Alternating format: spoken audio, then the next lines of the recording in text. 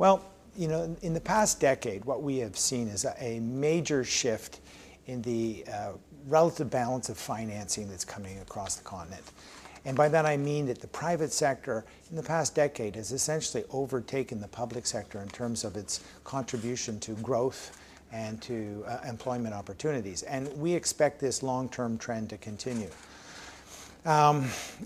The constraints, though, that are there are numerous. Two obvious ones. The infrastructure, the lack of good infrastructure in terms of power, transportation, telecommunications, water, are constraining further growth in the private sector.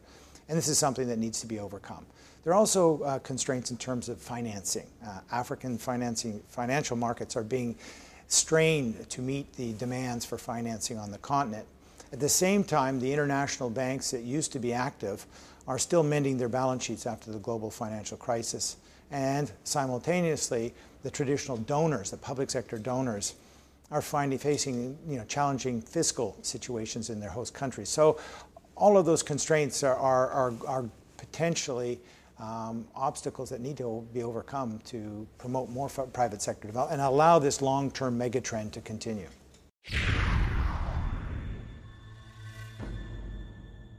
In less than 5 years, 6 years, the bank's private sector operations have grown more than tenfold and now represent almost a third of total bank group operations.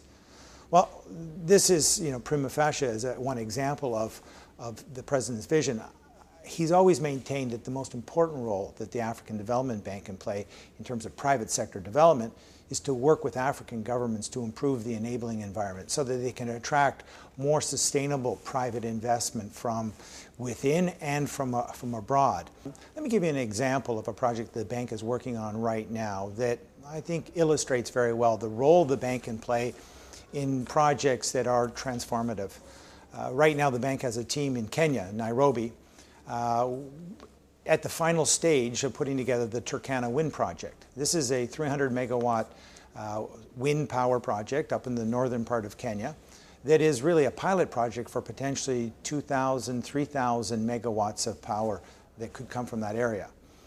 The bank is involved as an arranger for the transaction, bringing together the financiers and helping the investors package the transaction, working with the government of Kenya.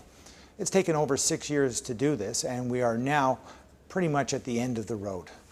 This project, in our view, illustrates how the private sector is gradually being transformed into the operators, the designers, the operators, and financiers of infrastructure.